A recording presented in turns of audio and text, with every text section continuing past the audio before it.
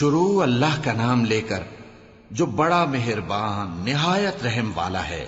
اے کملی میں لپٹنے والے، رات کو قیام کیا کرو مگر تھوڑی سی رات، یعنی نصف رات یا اس سے کچھ کم قیام کرو یا کچھ زیادہ، اور قرآن کو اچھی طرح ٹھہر ٹھہر کر پڑھا کرو۔ ہم ان قریب تم پر ایک بھاری فرمان نازل کریں گے۔ کچھ شک نہیں کہ رات کا اٹھنا نفس کو سخت پامال کرتا ہے، اور اس وقت ذکر بھی خوب درست ہوتا ہے۔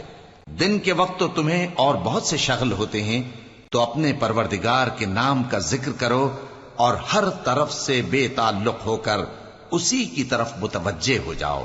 وہی مشرق اور مغرب کا مالک ہے، اس کے سوا کوئی معبود نہیں، تو اسی کو اپنا کارساز بناؤ۔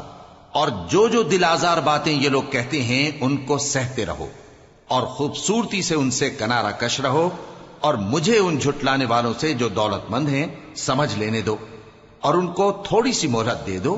کچھ شک نہیں کہ ہمارے پاس بیڑیاں ہیں اور بڑی زبردست آگ ہے، اور گلے میں اٹکنے والا کھانا ہے، اور درد دینے والا عذاب ہے۔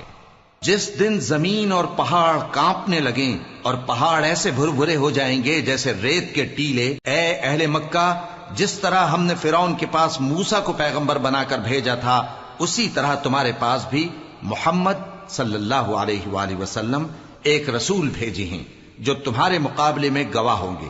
سو فرعون نے ہمارے پیغمبر کا کہا نہ مانا، تو ہم نے اس کو بڑے دردناک انداز سے پکڑ لیا۔ اگر تم بھی ان پیغمبر کو نہ مانو گے تو اس دن سے کس طرح بچو گے جو بچوں کو بوڑھا کر دے گا، جس سے آسمان پھٹ جائے گا۔ یہ اس کا وعدہ پورا ہو کر رہے گا۔ یہ قرآن تو نصیحت ہے، سو جو چاہے اپنے پروردگار تک پہنچنے کا راستہ اختیار کر لے۔ تمہارا پروردگار خوب جانتا ہے کہ تم اور تمہارے ساتھ کے لوگ کبھی 2/3 رات کے قریب اور کبھی آدھی رات اور کبھی تہائی رات قیام کیا کرتے ہو، اور اللہ رات اور دن کا اندازہ رکھتا ہے۔ اس نے معلوم کیا کہ تم اس کو نبھا نہ سکو گے، تو اس نے تم پر مہربانی کی، پس جتنا آسانی سے ہو سکے اتنا قرآن پڑھ لیا کرو۔